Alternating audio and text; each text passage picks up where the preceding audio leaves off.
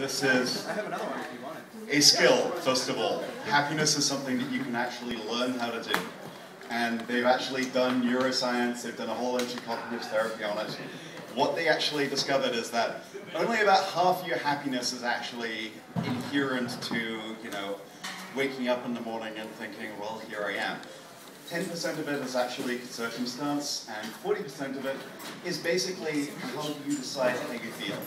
So even if you're having a crappy day overall, you can actually determine how happy you feel from moment to moment if you know how to do some certain things. So here they are. The first one is obviously express gratitude. Fuck it. Let's just go through the list. This is easy. The first one is basically just figure out what it is that you have and remember that you're actually in the top 1,111% of civilization with more free energy than we've ever had before, living in possibly the most free society that we've ever had before. Basically, it is pretty goddamn awesome to be us, right? Okay. Thank you. All right, so that's a good place to start.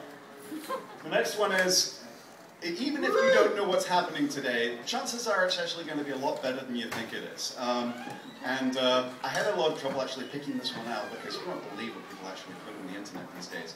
But the doctor is actually a pretty good example.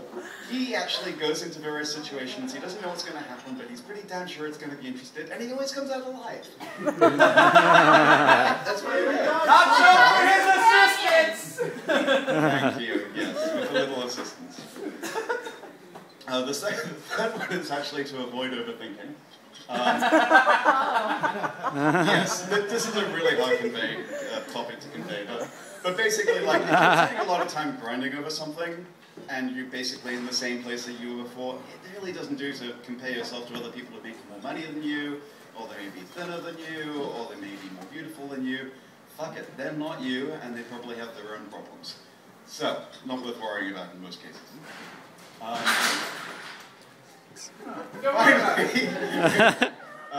Yeah, next, practice acts of kindness. That is, if you are nice to random people on the street, it actually does as much for you as it does for other people.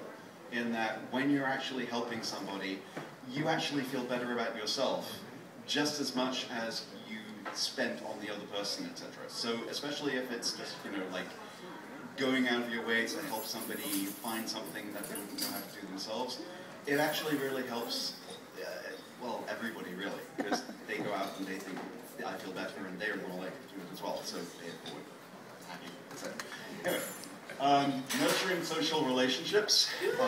If there's somebody in your life that you haven't seen, that you really love, that you really want to drop an email to, or send a Twitter to, or anything like that, even low-level social relationships, which aren't the love of your life, etc., are a great way to increase your happiness, where they say hi, you find out a little bit about them, and you feel good. And that's really all you need.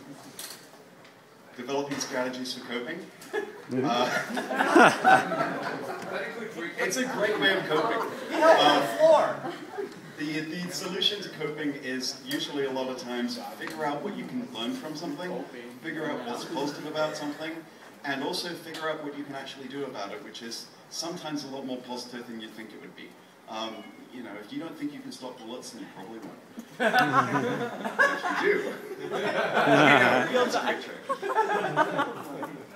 Learn how to forgive. If something's been pissing you off, then it's usually not worth thinking about as well. This is kind of an inverse of the other one, which is don't overthink things. But really, forgiving is a lot easier to do than actually holding on to shit.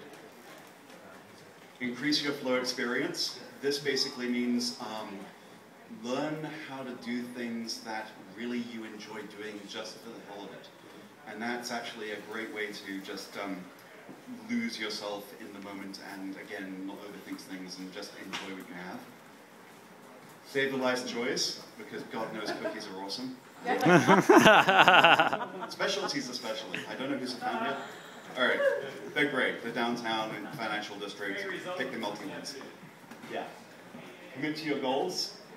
This basically means if you have an idea in your head and you think, oh God, I wish I could go to Antarctica, probably the best thing to do is work out a plan to go to Antarctica and actually follow through on it, because you can.